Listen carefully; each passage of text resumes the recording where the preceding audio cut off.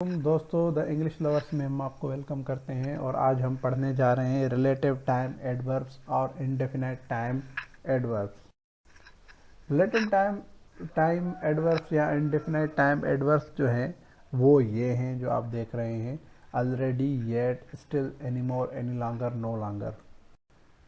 तो सबसे पहले जो है वो है ऑलरेडी। ऑलरेडी जो है उसकी मतलब है कि बिफोर दिस टाइम, उस वक्त से पहले वो यूज़ होता है, और ये जो है वो बीच में यूज़ होता है। जैसे I have already seen him, मैंने पहले उसको कहीं देखा है। तो ऑलरेडी जो है वो हमेशा मिड में आएगा, मिडिल में आएगा सेंटेंस में। और उसके बाद है येट। येट की माना है up to this time, up to the present moment, मतलब उस वक्त तक।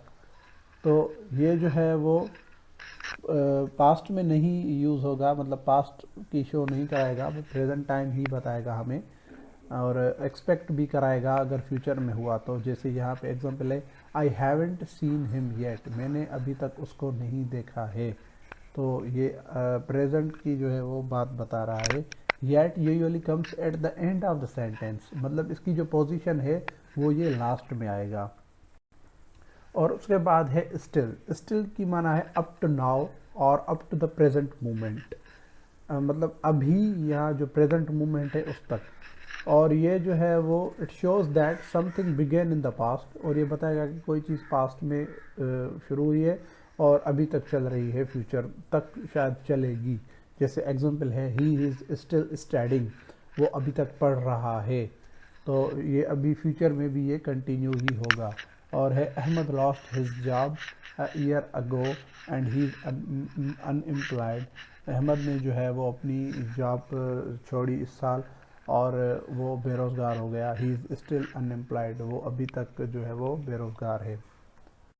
और इसकी जो पोजीशन है स्टिल की, वो मिड में यूज़ होती है adverb. It comes in the middle of the sentence after a positive verb but before a negative verb. जैसे he can still work, he still can't work. आप देख सकते हैं यहाँ पे कैन के बाद स्टिल आया है, और जब उसका नेगेटिव किया है तो स्टिल पहले आया है कैन नॉट से। और उसके बाद है एनी मोर और एनी लॉन्गर।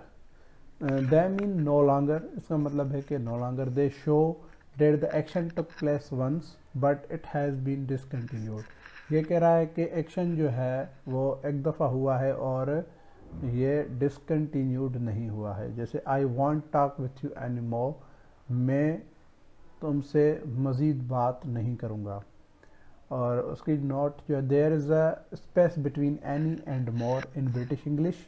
ब्रिटिश इंग्लिश में एनी और मोर के बीच में स्पेस होता है, but no space in in American English. American English में इसकी जो है वो स्पेस नहीं होता है बीच में।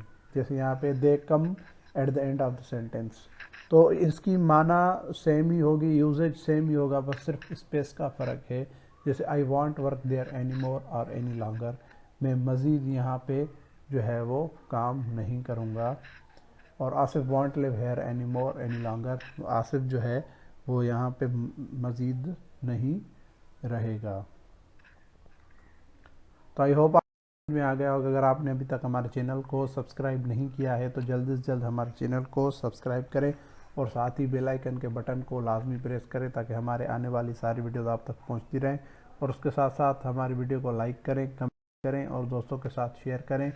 और आप यूट्यूब, फेसबुक, इंस्टाग्राम और ट्विटर पे भी फॉलो कर सकते हैं। शुक्रिया।